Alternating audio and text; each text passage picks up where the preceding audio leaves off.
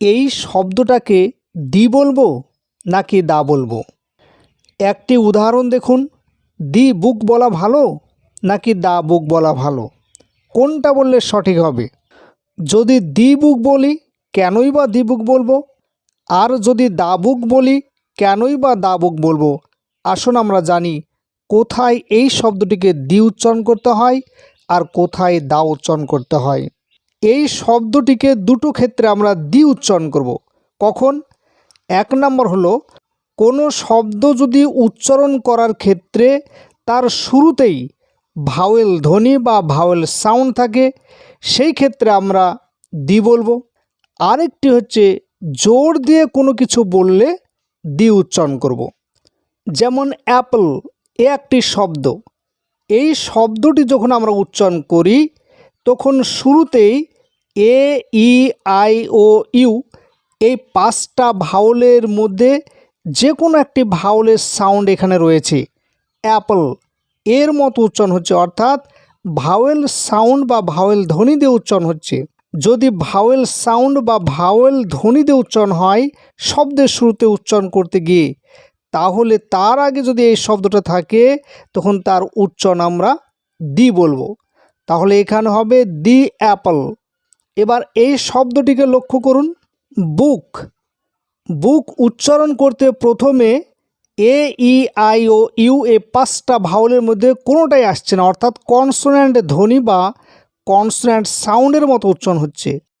যদি কনসোন্যান্ট ধ্বনি বা কনসোন্যান্ট সাউন্ডের মতো কোনো শব্দের প্রথমে উচ্চারণটা হয়ে থাকে, সেই ক্ষেত্রে তার আগে টিএইচই থাকলে আমরা সেটাকে বলবো দা।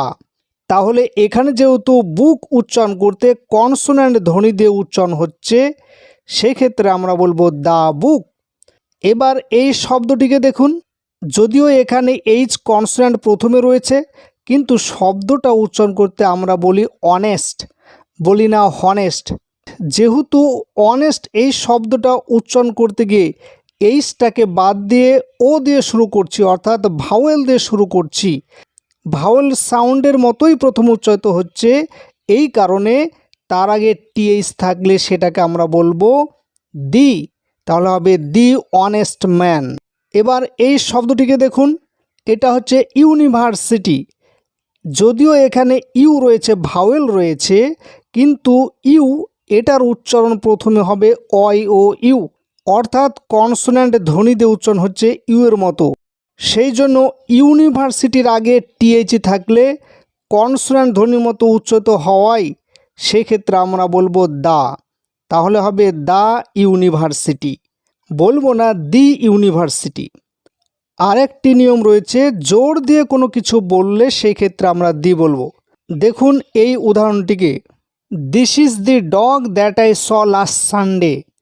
এটা হচ্ছে সেই কুকুর যেটাকে আমি গত রবিবারে দেখেছিলাম। অর্থাৎ এই বাক্যটির মধ্যে ডগ এই শব্দটিকে আমরা জোর দিয়ে বলছি, এটা তো সেই কুকুর যেটাকে আমি গত রবিবারে দেখেছিলাম। যদিও ডগ শব্দটিকে উচ্চারণ করতে প্রথমে কনসোন্যান্ট ধ্বনির বা কনসোন্যান্ট সাউন্ডের প্রয়োজন, আর কনসোন্যান্ট সাউন্ডের মতো উচ্চারণ হলে সেই ক্ষেত্রে আমরা দা বলবো, কিন্তু এখানে আমরা দা উচ্চারণ করব না। যেহেতু ডগ এই শব্দটির ওপর জোর দিচ্ছে, এটা হচ্ছে সেই কুকুর যেটাকে আমি দেখেছিলাম গত রবিবারে। এইরকম যদি জোর দেওয়া হয় কোনো শব্দের প্রতি, সেই ক্ষেত্রে সেই শব্দটা কনসোন্যান্ট দিয়ে শুরু হোক আর ভাওয়েল ধ্বনি দিয়ে শুরু হোক সেটা আমরা দেখব না।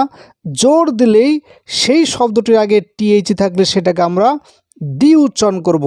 তাহলে এখানে বলবো দিস ইজ দি ডগ, এটা হচ্ছে সেই কুকুর। ঠিক পরের উদাহরণটি দেখুন, this is the place where I came last year. এটা হচ্ছে সেই জায়গা যেখানে আমি গত বছর এসেছিলাম।